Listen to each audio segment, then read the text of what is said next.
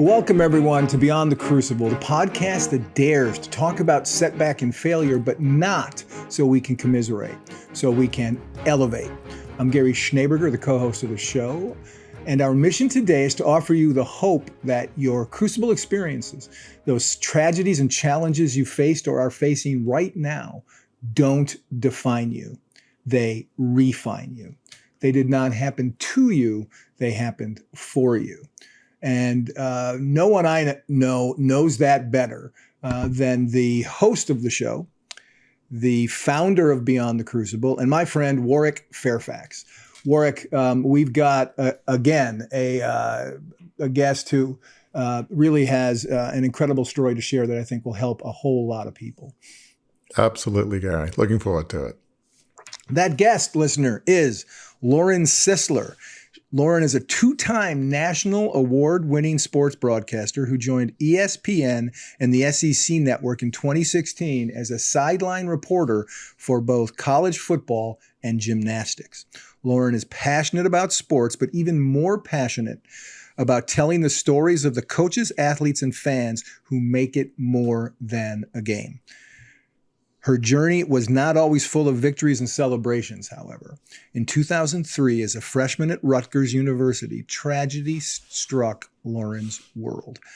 Through her grief and despair, Lauren found the courage to continue moving forward and find success. She now shares her story across the country in the hope of spreading awareness while breaking down the barriers that stand in the way of living our best life. Warwick, if we had to write a bio for the perfect guest for Beyond the Crucible, I think I just read it. Absolutely. Well said. Well, Lauren, thanks so much for being here. It's an honor to have you. Just before we get into a lot of what you do, and I love the book that you have coming out, How I Found My Sideline Shimmy. Listeners, you'll have to listen to kind of understand more about that. You might already know. But we will discuss that more. But just in the work you do and the speaking, I love what you talk about falling in love with your story. And, you have a choice in terms of how we deal with crucible. So you really have an important mission that you have for people, and it's on your heart. But I'd love just to hear a little bit about how you grew up. I understand you grew up in Roanoke, Virginia, which is those of us in the Washington, D.C. area are somewhat familiar with sort of the end of the Shenandoah Valley and far southwestern corner of Virginia, I guess. But tell us about what life was like for you growing up in Roanoke and dreams and, any maybe clues to what you were to do afterwards. So, just tell us a bit about your background. Well, thank you so much for this opportunity to join you all. I love the podcast and just love your mission and vision as well for helping others to overcome some of those obstacles that obviously stand in the way of our lives. And we're all faced with them in one way, shape, or form. And I'm just thankful for this opportunity to be a voice in this space. And you talk about Virginia, which I happen to be in Virginia right now. I live in Birmingham, Alabama full time, but I was very fortunate to be visiting family as I've got life things happening, including a baby on the way later this June. And so the opportunity to be here, flooded by the beautiful mountains of Southwest Virginia, is always amazing for me. And just love to come back home because this is a place that is close to my heart that I will always call home, no matter where the TV world takes me, which has taken me all over the place in the last several years, more than a decade of just traveling, bebopping around, dancing around the country. But nevertheless, growing up in Roanoke, Virginia, I was very fortunate to live in a family. It was my mom and my dad, Leslie and Butch. His real name was George, but for some reason he hated the name George, so he went by Butch. I'm not really sure why. I could never figure it out. His dad was also named George, and his dad hated the name George, and he went by Preston, the middle name. So nevertheless, we all come up with something. But my mom and dad, Leslie and Butch Sisler, and then my brother Alan, who is 2.5 years older than me. And we grew up in Roanoke, Virginia, as mentioned. And, we were just that crazy busy family, always on the go, always doing different things throughout life. Sports was at the center of all that. Sports was a big part of that. And I know Gary read that in my bio. Sports was definitely kind of the the flagstone in the family where, we wake up in the morning and, Saturdays it was college football. Sundays we had Washington on the TV. So there you go. That was always the big thing. It was always the big rivalry between Washington and Dallas. So, certainly enjoyed watching the NFL as well. And then NASCAR was really big in our family. So we used to go to the racetrack a lot, whether it be Martinsville, which was, is the closest track to our home in Roanoke. Sometimes we'd go to Charlotte. But even cooler is that my brother was actually on a pit crew at the NRV Speedway, the New River Valley Speedway here. And so we spent a lot of Saturdays going out there, setting up our lawn chairs on these cement slabs, watching my brother down there in the pits do his thing and, getting to watch the stock cars race there at the quarter-mile track. So sports was definitely embedded in our family at a very young age. And, for me, it was kind of that, good American family, living the dream. I feel like my parents were very supportive of my brother and I through our athletics. And he was a 3-sport athlete. My brother was football, baseball, and basketball, and, kind of played those sports when he was younger. And then me over here, the gymnast, gymnastics was a sport that caught on very early at an early age for me. And that really just became my sport and something I thrived in, I grew up in, and really just became dedicated to it over the years. And so that really just became my main focus throughout, elementary school, junior high, and high school on into college. Obviously, we'll get to your crucible in college, but it sounds like as listeners are hearing your story, it almost sounds like there's no such thing as a perfect upbringing, a 10 out of 10, but I don't know if it was a 9.9 or felt like it was, did it feel like it was pretty good? I mean, as you look back, I don't know if there are any clues to some of the storm clouds that would have come, but it sounds somewhat idyllic, as we're listening to you. Very much so. And I think that's probably the hardest part as we dive into that part of the story is that, you're young. When we're young, let's be real, we're naive. And parents are really good at sweeping stuff under the rug, making things seem great and perfect and everything's fine and well. And I will say there were a lot of those moments. There were a lot of those years. My parents, I would say were just super supportive of my brother and I. And, my mom worked part-time most of her life so that she could take care of my brother and I, get us to our athletic events, was very involved. And so she really sacrificed a lot because I think she, really took being a mother to heart. She wanted to be a wife and a mother. And, she made those sacrifices, and maybe she wasn't making the large paychecks, but it was enough to be able to help us and not have to put us in childcare situation throughout our, adolescence and into, teenage years. So with that being said, I think that everything on the outside seemingly was perfect. It seemed like life was unfolding pretty well. You're a freshman at Rutgers doing gymnastics. It was probably a new adventure, different place than where you grew up. And life seemed pretty good. And I think you came home one time. And so actually, before you came home, just talk about that freshman year, and life changed forever during that freshman year, which going into that freshman year, you felt like continuation of what was a great life, gymnastics and college, great college. So just talk about how that life pivoted for you then. Yeah, so going to Rutgers, obviously 8 hours from home, it wasn't super close, but enough for my parents to jump in the car and come visit, and for me to get home, jump on a train or a plane. And, going to Rutgers, yes, let's be real, bit of a culture shock going from Southwest Virginia to New Jersey. And, I have to remind people as soon as I step foot on campus and open my mouth, people are like, "You're not from around here, are you?" And I'm like, "No, I'm not." What gave that away? And I think my accent has probably gotten a little better being in the broadcasting world because I've had to really learn to enunciate things a little better and, not maybe have as much of a drawl. But I do think the Southern will never be taken out of me. That's for sure. And, especially now being in Alabama, some people argue that Virginia is not really the South, but I consider Virginia very much the South, especially this part of the state. Oh, yeah. Yeah. But nevertheless, it was a bit of a culture shock, but it was so exciting. As you mentioned, the world is right there in front of me. It's an extension of high school. Yes, there were challenges. Yes, there were major adjustments, like any student experiences going from high school to college, and all of the classwork and dedication, and of course, in the training in the gym. And, gymnastics becomes a full-time job, right? We're training 20 hours a week on top of our schoolwork. So you're adding that extra 20 hours of work on top of your grades and your curriculum. And so it was certainly an adjustment, but I was living the dream. I had dreamed of earning that college scholarship for so many years, and here I was living it out and, trying to navigate this new world. And, I think the one thing that I point out to people is that even when I went off to Rutgers, my relationship with my parents did not change. We talked every single day, burn up those phone lines,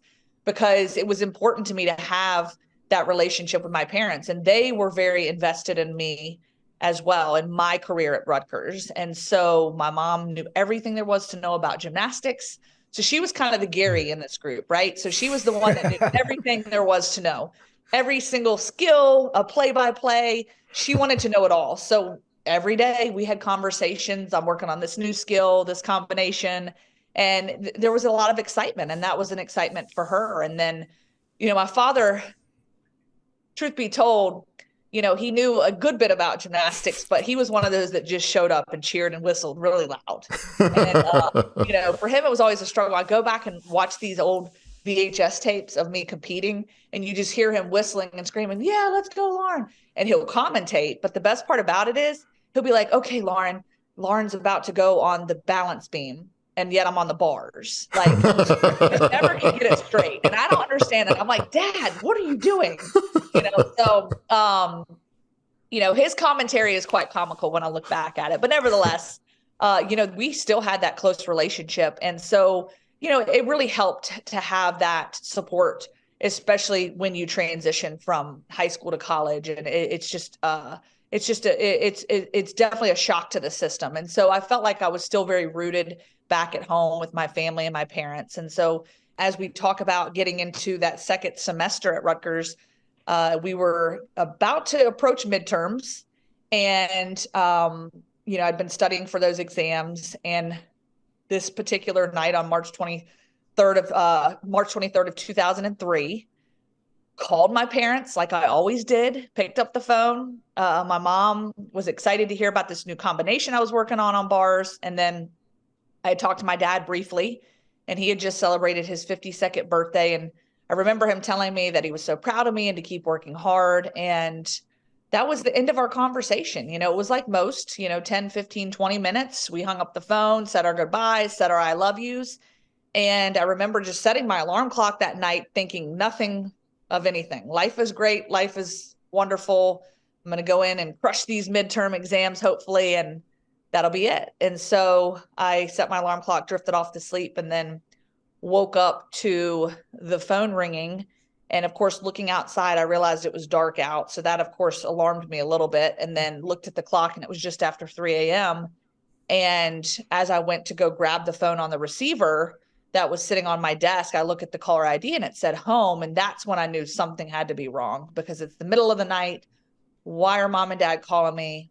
And so when I answered the phone with hesitation, my father on the other end said, "Lauren, I need to talk to your brother." Well, my brother at the time was stationed in Norfolk, Virginia in the Navy. He was a parachute rigger there. And, I could tell that my dad was in distress, and I didn't know if something was wrong with dad. I didn't know if something was wrong with mom, if it was my brother. And I was just like, okay. I said, "Dad, what's wrong?" And he said, "Lauren, I just need to talk to your brother." So he wasn't giving me any information. And so I found my brother's phone number, recited it back to him. My dad said, "I'll call you back as soon as I talk to your brother." And I hung up the phone, and then no more than 30 seconds goes by and I get a call back from my dad. And he was on the other end, and he said, "Lauren, your mom died." And I was just very caught off guard by it because, again, I just talked to my mom. My mom's 45 years old. It's the middle of the night. And all of a sudden I'm thinking, like, what do you mean mom died? This makes no sense to me.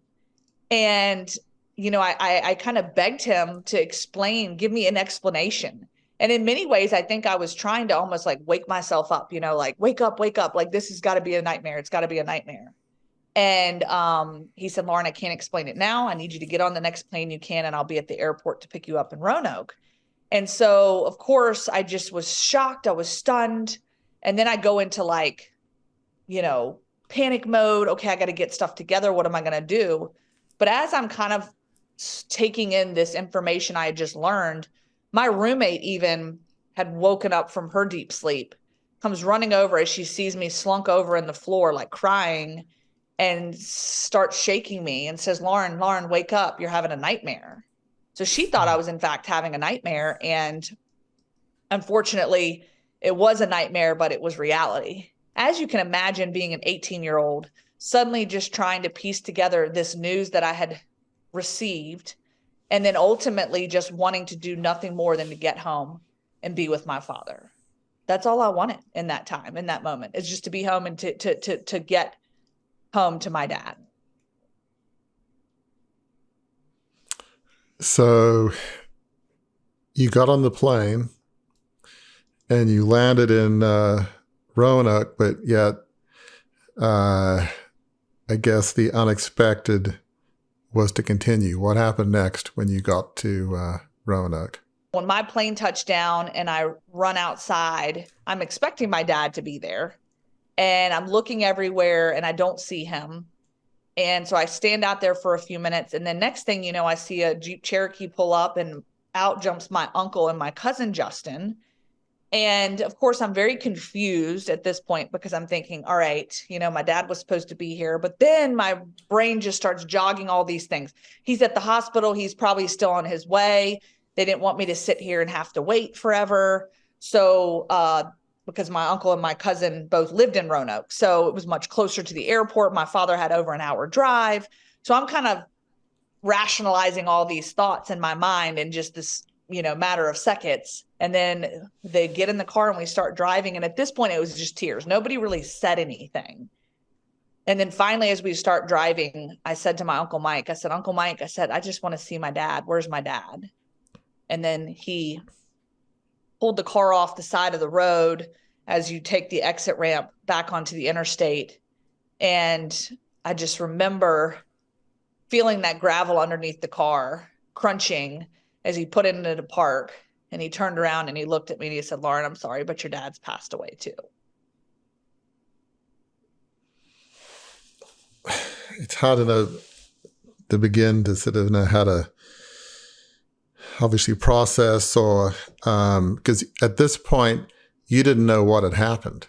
You knew they'd passed, but you didn't know why, how. So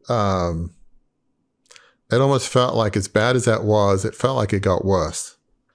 In a sense, how could it be worse than two parents passing? Well, I don't know. Listening to your story a bit, it feels like it did. I mean, how could it have gotten worse? But yet, as you were to learn how it happened, which it was I don't know how you process anything what you went through, but is that fair? Like in some ways, it got worse than what you learned. Yeah, and I think the stages of grief really have an interesting way of kind of taking us in. And I think for me, it was that initial shock. But then to your point, now you've got to pick all these pieces up. You have to lay both your parents to rest, who just passed away 5 hours apart from each other. You have zero answers as to what happened. And you're just sitting here wondering, like, okay, what next? Like, how am I going to do this? I'm 18 years old. I don't have a penny to my name. Like, I've got nothing. Like, what am I going to do? And I think it's all these questions, and it's this shock, and it's this pain, and it's this grief, and in many ways, anger. But, those emotions don't really hit you all at once, right? It starts out with just like almost that breathlessness. Did I just hear this right? Is this possible? Like, what just happened? And then as time goes on, days, weeks, months, and even years, you start to transcend into that, that grief stage, and then that anger, the why, how did this happen? And then to your point, Warwick, is that I think the hardest part is that there were so many questions as to how this could happen to the two of my parents so suddenly, with literally not much information to go off of. And so with this process, they have to do toxicology reports and they have to do the death certificates, and I'll figure all this out. Well, what's crazy about it is the coroner's office has 90 days to complete this process. So we as a family sit here for 90 days just wondering, okay, what was it? What happened? But behind closed doors, conversations were already being had with my Uncle Mike and my Auntie Linda, my mom's sister. That was my Uncle Mike's married to my Auntie Linda. And those conversations were already being had about what possibly could have happened, what they found at the house, what were some clues, what were some things that were outstanding. And those conversations were happening, but they weren't really happening around me. And I think part of that was kind of protecting me. Part of that was my sort of young, naive self not wanting to associate with maybe what could potentially be the truth surrounding what happened to them. And so really my family, especially my aunt and uncle, who really were picking up the pieces in this moment, sort of just kind of navigated things on their own and sort of kind of went behind the scenes, took care of what they needed to, and then ultimately just loved me and my brother through it and helped us get through sort of each day, one day at a time. And so really where you talk about things getting worse, as you unpack what ultimately happened to my parents, after 90 days, those toxicology reports would reveal that both of my parents died of fentanyl overdoses. So both my parents had been going to a pain management doctor here in Roanoke, Virginia. They had been dealing with a lot of chronic pain. My mom had degenerative disc disease, which required multiple surgeries over the course of a few years. My father had chronic back pain. My father also had served in the military and had struggled with some depressions and PTSD. And you also asked about there being signs. My father also struggled with alcohol much of his life, but that was something that very much as children seemed to be under control. And so there was really no correlation in my mind that my parents could have a drug problem, that they could be experiencing substance misuse with the prescription drugs that they were taking, because prescription drugs, they're given to you. You take them. They're supposed to help you. They were what got my parents out of bed in the morning. They were what helped them to survive in my mind. So those toxicology reports came back right at the 90-day mark. And believe it or not, my aunt, as soon as we got the call from the coroner's office that they were ready, we went straight over to the coroner's office, pulled up the car. My aunt asked me if I wanted to go in with her. I said no. Sat in the car. It was blazing hot that day. I remember the air conditioning was just blowing. She goes out. She comes back. She goes into the office, comes back out with a manila envelope and looks at me and hands it to me and says, "Do you want to open it and read it?" And I said no. And so I threw it in the floorboard, and that was it. Wanted nothing to do what was written on those pieces of paper, because I felt like if I read those pieces of paper, if I saw what ultimately killed my parents, took my parents' life, then that would have to be the truth of what happened to my parents. And I would have to acknowledge the truth, and I would have to live my life knowing that they died of overdoses, instead of this sugar-coated story that I had manifested and created in my life, in my mind, and was telling people all along. And my entire story would now be corrupt if I saw this piece of paper that stated that my parents died of fentanyl overdoses. When did you open that manila envelope, or when did your aunt and uncle tell you what happened? So 10 years was actually when I opened up the manila envelope, which when you think about it, how one person can go 10 years and just ignore something for so long, right? I mean, 10 years.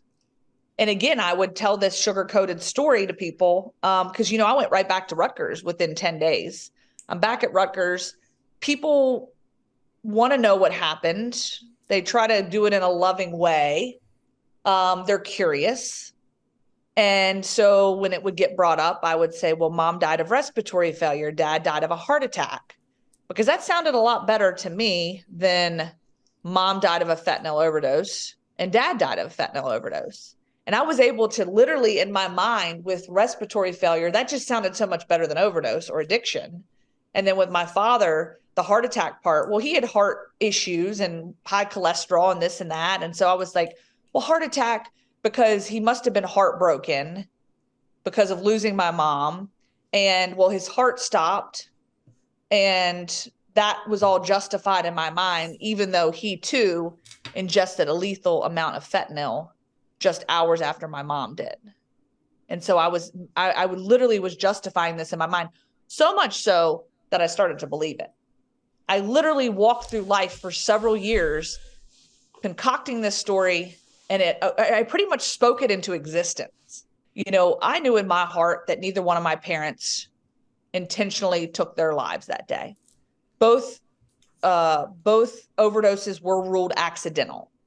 But the bottom line is, you know, there's no way for us to know what led them into those moments. What led them to say, I'm going to take this fentanyl? Because my mom was prescribed fentanyl, but it was, you know, it's in a pain patch and it's intended to be worn, a 72-hour time release. Eventually, she couldn't, that wasn't enough. So the doctor dropped that from 72 hours to every 48 hours. She was swapping out the pain patch. But as a pain patch is released into your bloodstream and your system, that's not technically lethal. But what ends up happening is my parents, you know, put those pain patches in the freezer and they began to suck on the pain patches. And ultimately, that gives you just the immediate high that you unfortunately don't know how much you're actually getting. And both of my parents had obviously gotten so deep down this road of addiction that they felt this might be the only way that they can actually feel better or stave off some of that addiction pain that they were feeling. And you mentioned a book on the horizon.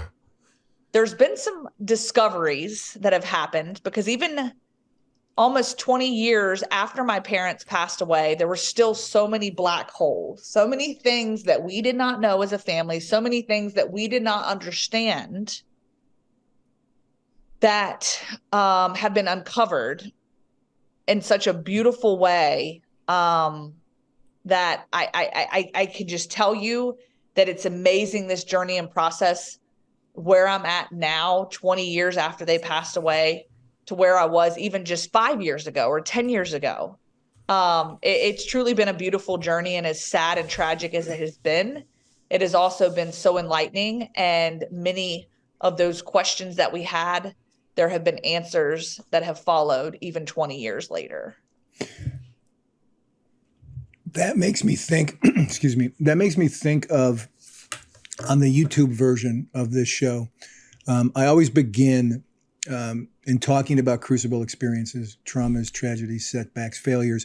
I always begin by saying those things didn't happen to you, they happened for you. They don't define you, they refine you. And it sounds like what you're describing is that experience. I mean, is that fair, that that was kind of your experience as you researched, as you understood, as you, with the journalist's skill of knowing how to research? Did that feel like it was doing that to you, that it was refining you in some way, that these things, painful as they were, didn't happen to you? You were able to pivot a bit and see that they happened for you to understand and then help others. Is that a fair statement? Yeah, I think that's a great perspective, Gary, because I do think that has been one of the biggest lessons I've learned through my personal journey, but as I've transcended into sports broadcasting, right? Because my job as a sports broadcaster is to ask questions and tell stories. So when I ask those questions, I'm literally digging under the surface, right, to learn more about an individual and learn more about their history, where they came from, and ultimately what experiences they've undergone that have ultimately shaped who they are today. And I think that when you talk about refining things, we go through things in life And in those moments, we wonder, why me? How is this possible? How could this happen to, my two best friends, the two people that are loved by so many? We're a church going family. We are, so close and so tight. And everyone loves my parents, and they were loved by so many. And, they loved with their whole hearts. And how could such a terrible thing happen to such great people, right? Those questions come up a lot because we all experience hardships. We all experience adversity. We all experience challenges. And it's easy to get caught in that continuum of the why me. But now looking back as I reflect on this journey, I realize that refinement has really happened, and it's taken time. It's been a long journey and a long process. But as I'm here today, I realize now that it has been revealed to me that as I stand here, that my story has meaning and it has purpose. And that I'm so thankful that I've been able to see that through this evolution and this process, going from being this 18-year-old completely clueless, how am I going to survive this, to now 20 years later, having this platform to be able to share other people's stories, because I see stories are what unite us. It's what brings us together, and it ultimately shapes us into who we are and gives us almost this, credibility to be able to go to someone else and say, I went through this thing, and I know you're going through something similar. I want to help you get through this. And this is how. Because I think that's where inspiration, encouragement, and hope all come from. And I think it's passed along from one person to the next, to the next, to the next. Prescription drugs is a horrendous thing, and they didn't take it by choice. They took it because they're in terrible pain. But how did you get through that to the point that you're at now? It seems almost probably hard for a lot of people to believe. How in the world could Lauren come back from that and not let that define and destroy her life? Yeah, that's been something I've also been trying to uncover over the years. And I will tell you this, as I've tried to understand that a little bit more, because one question I do get as I go on the public speaking circuit is that very same question. How did you do it? How did you get through it? How did you not turn to substance yourself to cope with those things? And, I'm sitting here thinking to myself, well, I'd love to have a straightforward answer on this. And I don't think there's any one right or wrong answer to it. And really maybe that, manuscript that says this is exactly piece by piece how I did it. But I will say that I have uncovered a lot of those questions with my therapist. I've seen a therapist, once my parents passed away, when I'd gone back to school, they had provided me with, a therapist to kind of navigate some of these, tumultuous times.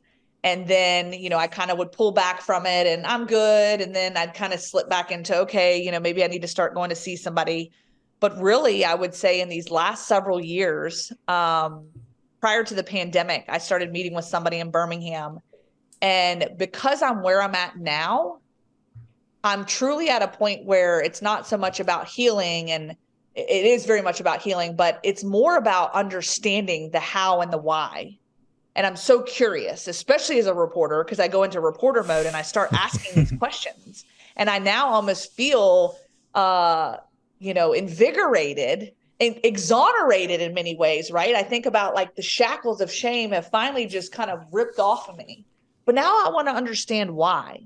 And I don't think I had the maturity, nor the experience, nor the healing to be able to ask those same questions maybe 10 years ago, because I didn't really want to know why.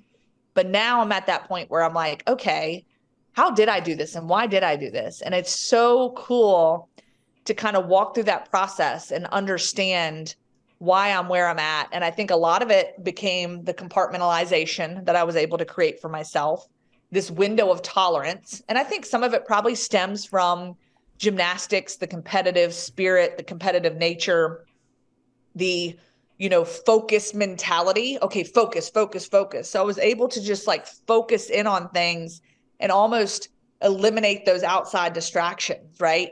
Those outside voices, the outside noise. And so it was almost like rinse and repeat. Okay, I'm going through this thing, focus. All right, get through it. Okay, I overcame that challenge. All right, next. And so a lot of it was the compartmentalization and being able to do that. But when I think about that, I'm always curious to know what allows us to have that innate ability to create that window of tolerance for ourselves. And I think that's something I've been trying to uncover and to recognize, because let's be real, life is hard. And, I certainly don't place myself in any sort of category as to having superhuman powers to be able to just overcome this thing. But I do think that in many ways that my parents, were they perfect? No. But I do feel like they equipped me with certain things that helped me later in life to navigate some of these challenges. And then I also think the sport of gymnastics paired with that allowed me to do so. And then I just think that sort of determination and that work ethic to say, okay, like I'm going to push past this, right? And then, ultimately I have to say I dove into my faith. And I think that's where a lot of this has really grown exponentially.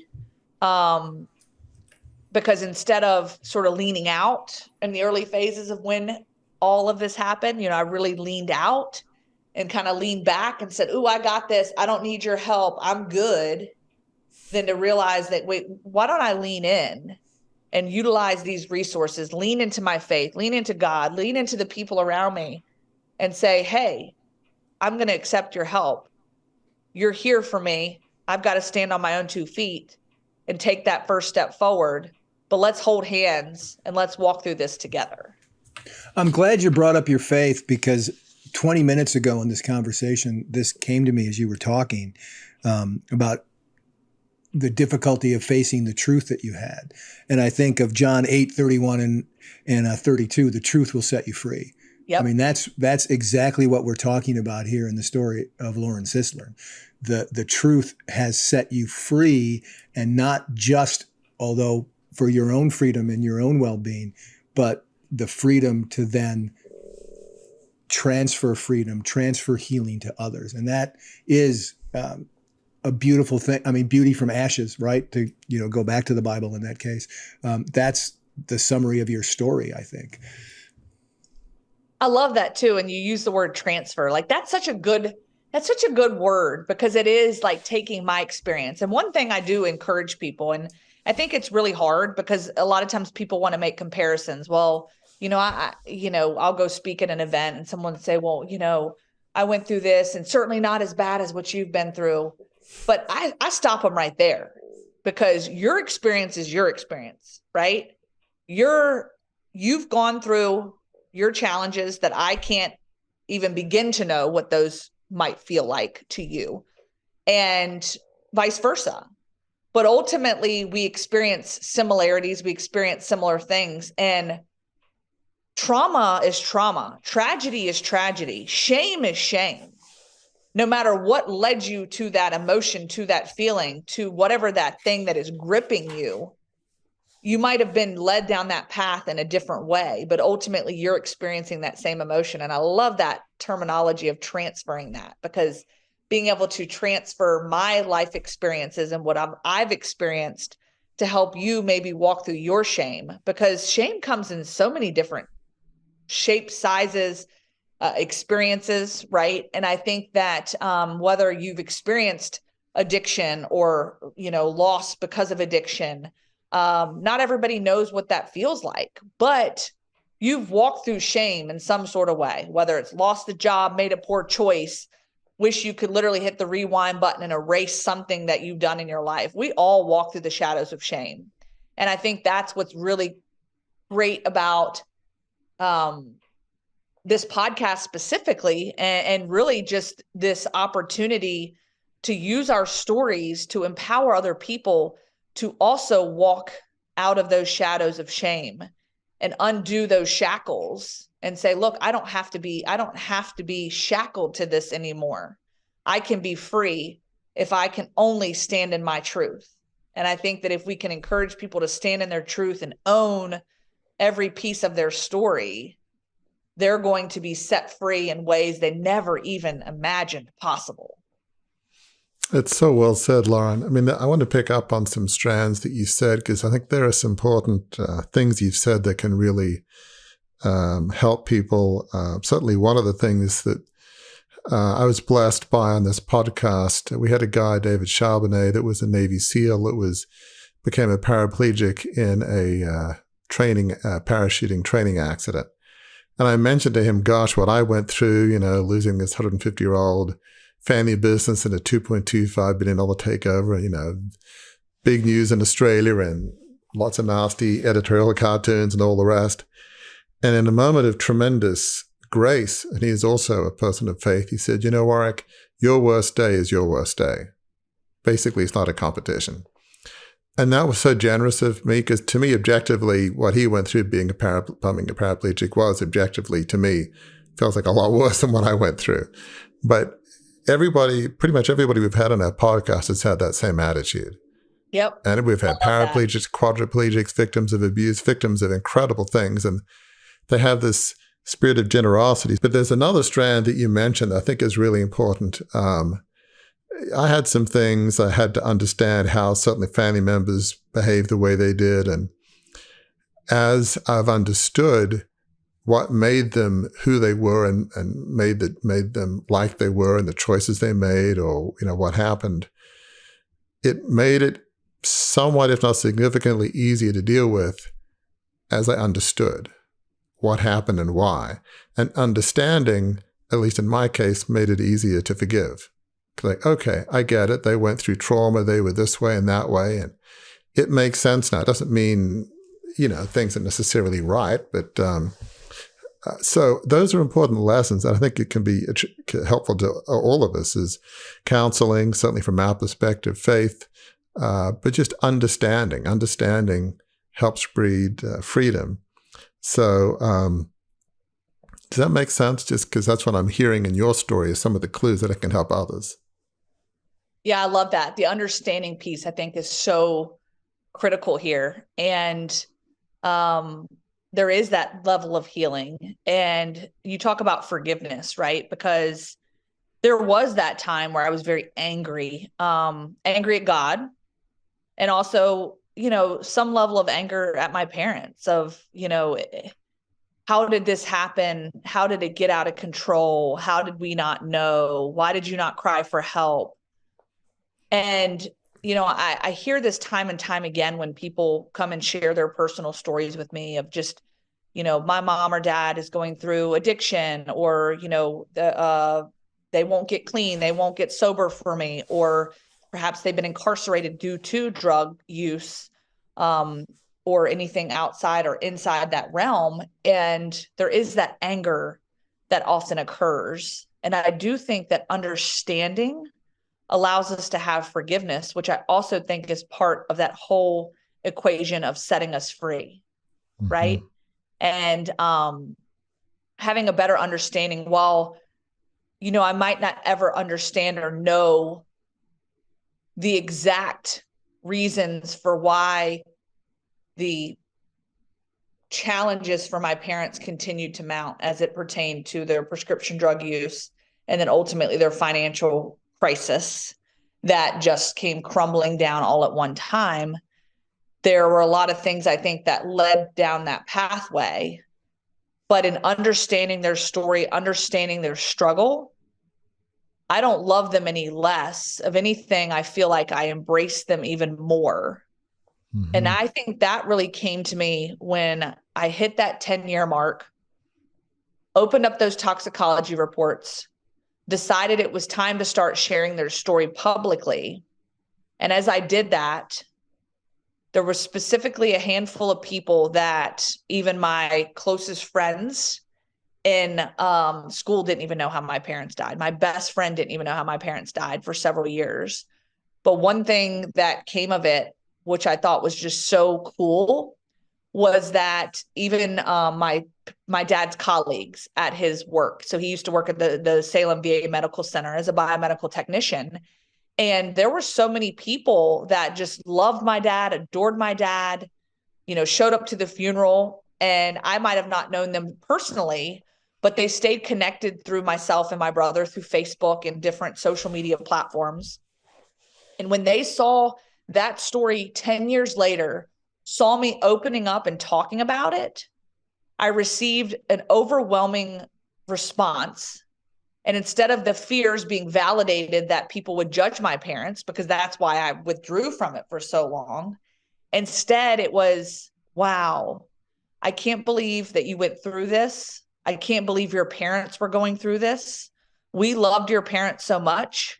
We wish we would have known, maybe we could have done something to help them. But your parents were such wonderful people, and they did everything they could to fight for you and your brother and to give you and your brother everything they could, even despite all the pain and all the turmoil they were going through, both physically and financially.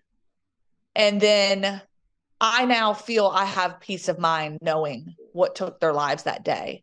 So in many ways, I was able to give others that cared and loved for my parents so much some peace through that understanding. And I felt like that was a gift. And even though that gift didn't come for many years, I felt like that was a gift that was bestowed on me. And then ultimately I was able to give that to others who did love and care for my parents so deeply. In football, there's a clock. And in football, toward the end of the game, there's the 2-minute warning. And in this conversation, knowing that the two people who aren't me on this call have appointments coming up, we're going to call the 2-minute warning right now and begin wrapping up before the clock runs out. But before we do that, there's a couple things I want to do with you. One, I want you to know I dressed for the occasion with you. There's my T-shirt, which says Team Brave, which I believe you definitely are that, Lauren. You are a leading player on Team Brave for sure. And before we get to the clock running out, I'd be remiss if I didn't give you the chance to talk about your book, which is coming up, the timing of your book, and if you can sneak it in at some point, the sideline shimmy. If you could just talk about how that's helped you, how that's helped you heal as well, and then we'll turn it back over to Warwick to ask you the final question.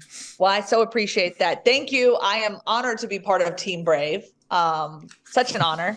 And I'm so glad you dressed up for us because I know you were just on a really, really awesome, amazing trip. Right. That I'm waiting to unpack those details when we've got time because I know I just can't wait to hear about it. But, I would just say, as we are winding down in this 2-minute warning, I'm so thankful as we talked about a little bit of the book process. And this was actually something that I started at the beginning of last year in 2021 and have been working on now, for about a year and a half. And it has been quite a process and quite a journey. And for many years, I've had people say, well, you should write a book. You should write a book. And I was just like, write a book? Like, I don't have any idea how to write a book, where to go. What do I do? Like, what do I do with my hands? And I just was clueless. And it's amazing how the good Lord works because suddenly people come into your life and then they plant those seeds and they say, well, I know someone that can help out with this. And so it's been a really cool process of meeting the right people and working with the right, publisher and soon to be publicist, wink, wink, nudge, nudge. I guess I got to go this way because you're on that screen, right? But so putting the right people in place to help in this process and super excited about it just because so much has been uncovered. And while, we never went into it with the intention of it being an investigative piece, it has definitely uncovered so many things and so many details, but more than anything, so many connections and relationships. And there's so much healing that has come from it. And I am so excited to gift that to other people. The perspective that I've received in this process, I think is truly a gift. And I want to be able to gift that to other people. I want to transfer that to other people, as you said, Gary, through this book. And so I'm really excited about it. And we don't have a specific launch date this moment, but I think we're eyeballing the fall as I'm knee deep in football season, because what better time is there, right? Right. And you mentioned, as we've been batting titles back and forth and figuring out, what is going to be the scope of this book, and what do we want really people when they pick that up to see. You mentioned the sideline shimmy, Yep. and with some encouragement from you and our good friend Darren and others that have been part of this process, the sideline shimmy has taken on a form of its own. And most people be like, what in the world is a sideline shimmy? Well, believe it or not, the sideline shimmy was born in 2019, in fact. So as I was working through my career at ESPN, I noticed quite often that my nerves were still gripping me at times. And I'm like, okay, I know the content. I know exactly what I'm supposed to say. I know the questions. I know exactly what I'm talking about.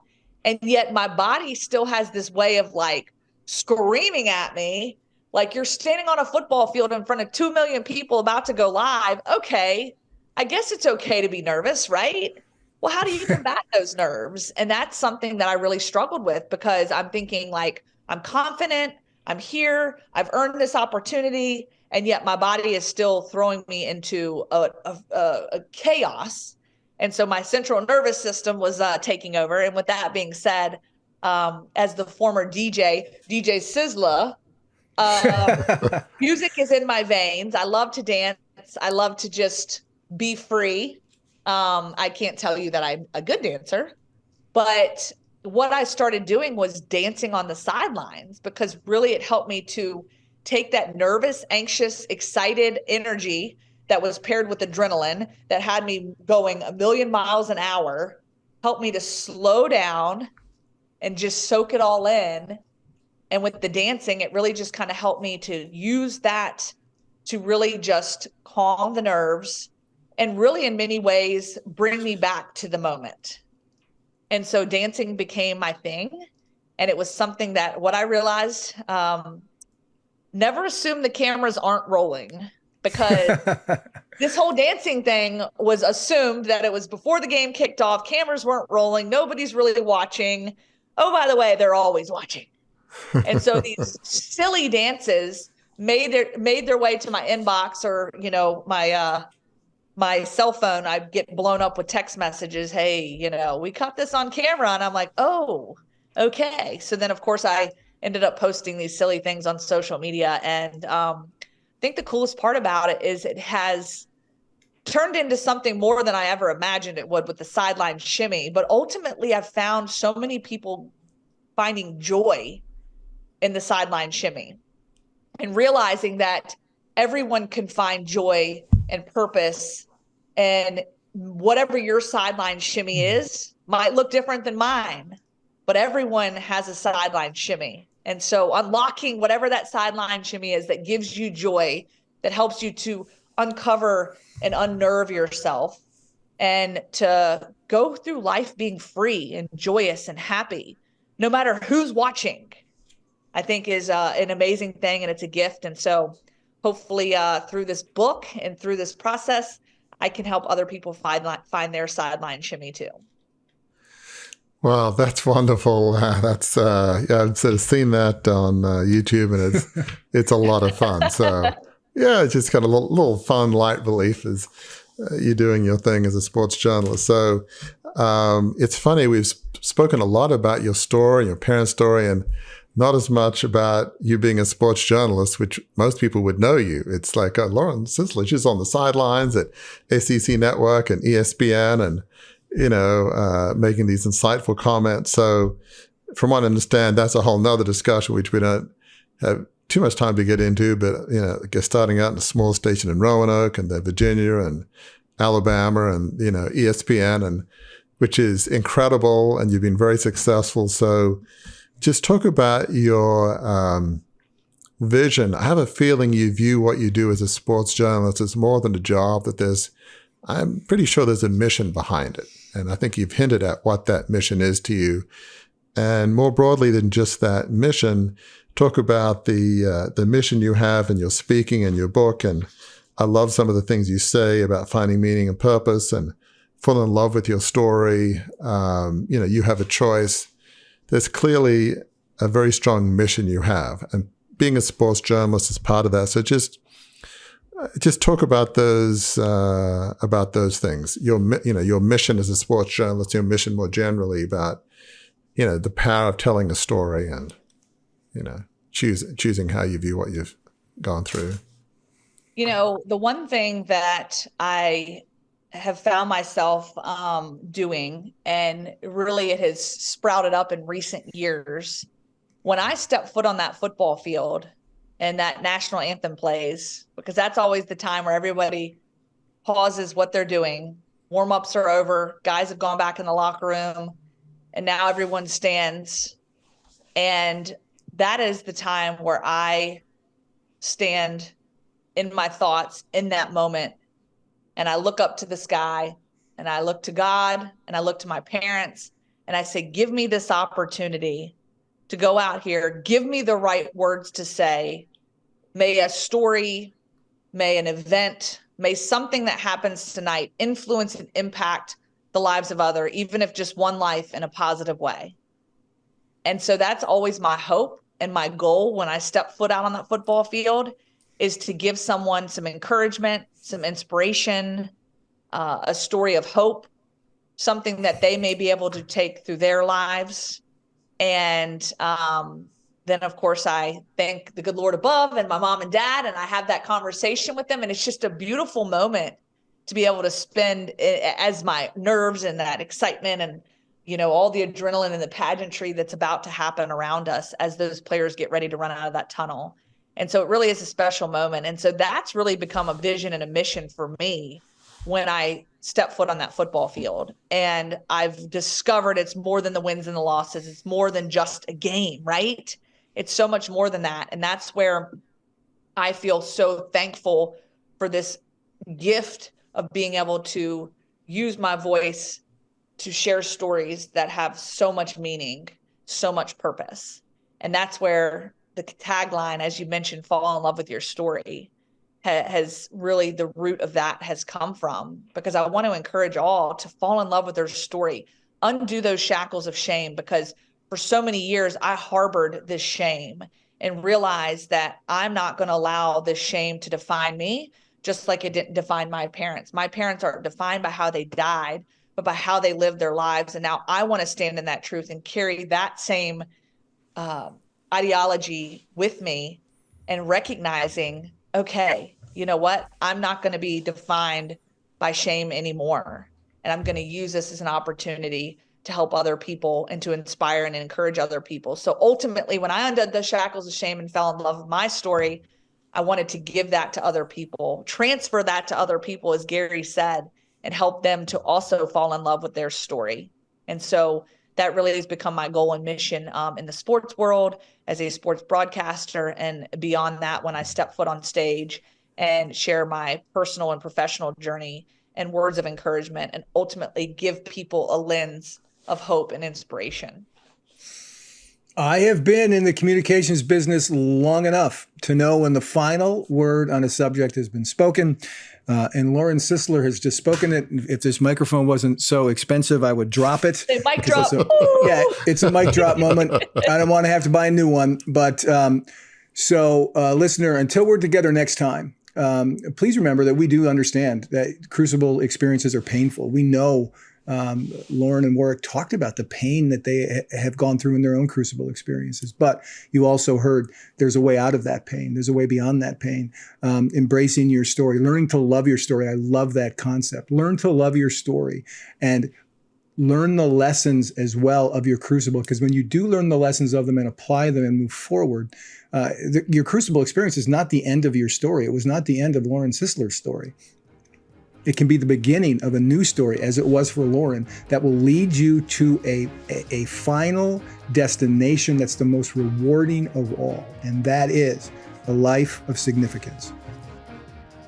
If you enjoyed this episode, learned something from it, we invite you to engage more deeply with those of us at Beyond the Crucible. Visit our website, beyondthecrucible.com, to explore a plethora of offerings to help you transform what's been broken into breakthrough. A great place to start? Our free online assessment, which will help you pinpoint where you are on your journey beyond your crucible and to chart a course forward. See you next week.